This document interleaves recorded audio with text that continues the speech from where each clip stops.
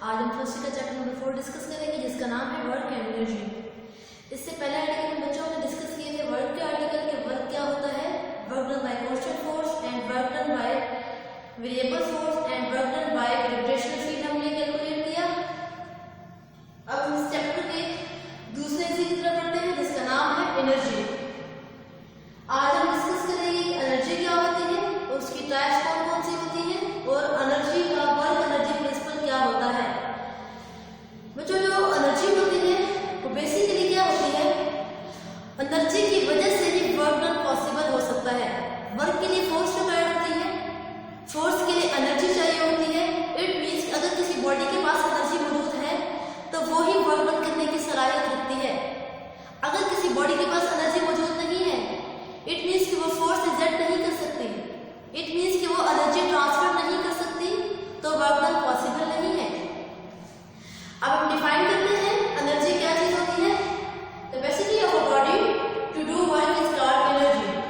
किसी भी बॉडी की काम करने की सलाहियत हम क्या कह सकते हैं, एनर्जी। किसी भी बॉडी के पास अगर एनर्जी मौजूद है तो तभी वो क्या कर सकती है, वर्क कर सकती है।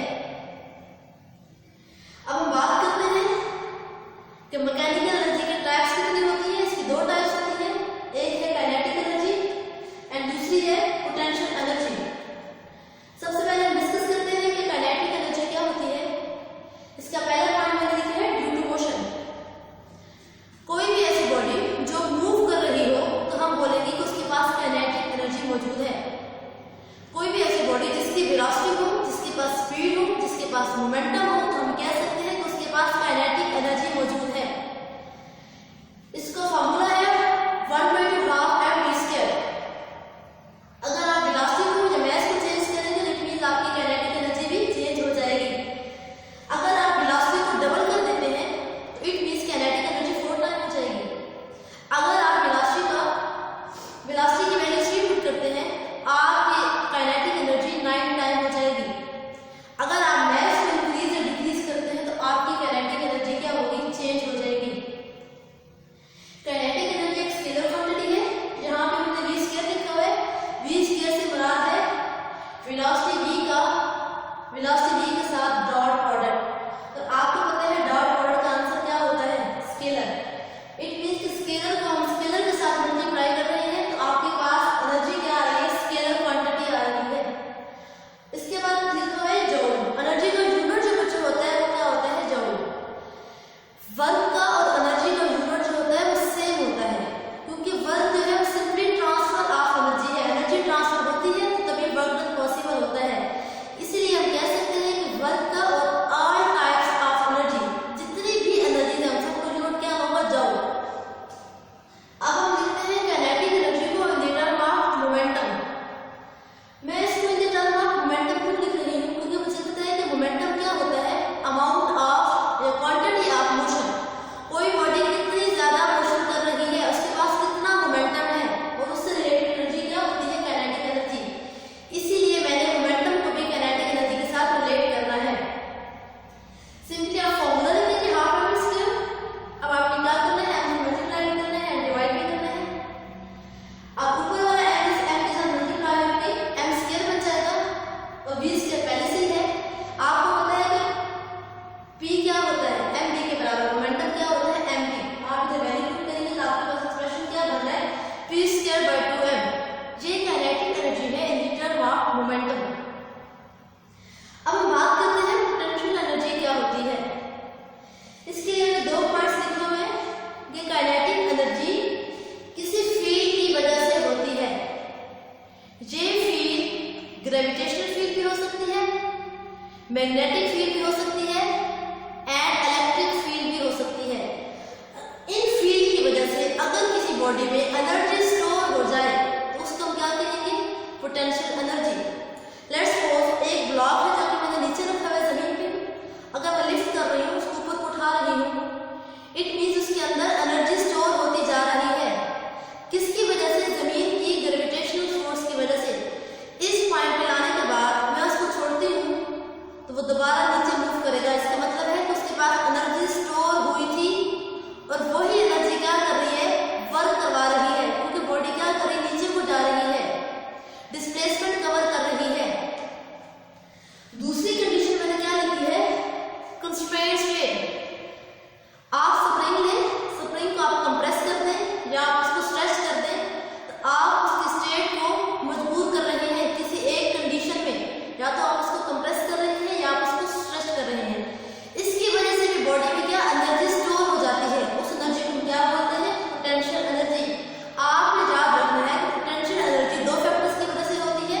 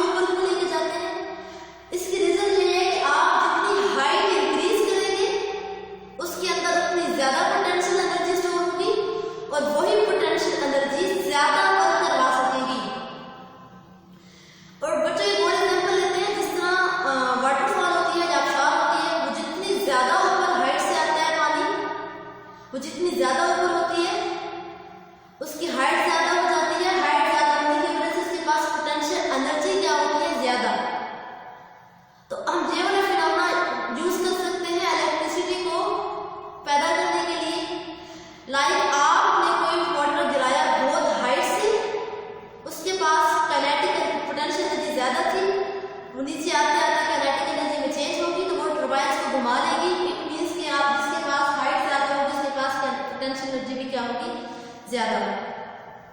अब हम बात करते हैं इलास्टिक पोटेंशियल एनर्जी क्या होती है। ये ड्यू टू कंप्रेस्ड और स्ट्रेच वेट की वजह से होती है। अगर एक स्प्रिंग है, आप उसको कंप्रेस किया हुआ है, अगर आप उसको छोड़ते हैं, आप देखेंगे कि वो दोबारा अपनी इनिशियल पोजीशन पे पहुंचेगा, उसके पास फोर्स होगी, उसके पास एनर्जी होगी, वो वर्क कर रहा होगा। अगर आप स्प्रिंग को स्ट्रेच करते हैं तो वो दोबारा अपनी इनिशियल पोजीशन की तरफ आएगा।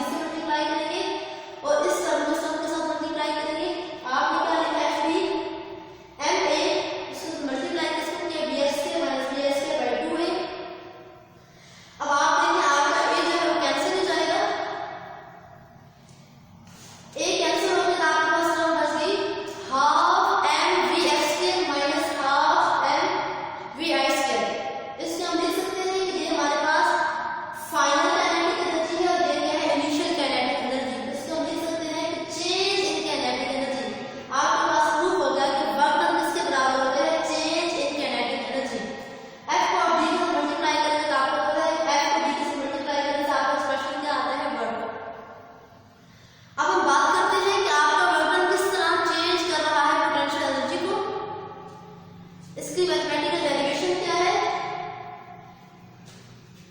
कोई भी ऑब्जेक्ट है इस हाइट पे पड़ा हुआ है जो कि क्या है एज आई, आप इसे फोर्स लगाते हैं, इस फोर्स की वजह से मूव करेगा, ऊपर को जाएगा, इसकी अब हाइट होगी एज एफ होगी। हमने वर्क का फाइंड करना है तो इस पॉइंट से इस पॉइंट तक ले जाने में कितना वर्क लगा है। W is equal to F cross S, S से मुराद है डिस्टेंस, S से मुराद है हाइट जो इसने कवर की फ्रॉम इनिशियल टू फाइनल। आपको पता है कि अगर हम ग्रेविटेशनल फील्ड की बात कर रहे हो तो F किसके बराबर होता है? mg के। F की जगह मैंने mg लिखा और S की जगह पे मैंने हाइट का डिफरेंस लिखा, final height minus initial height. As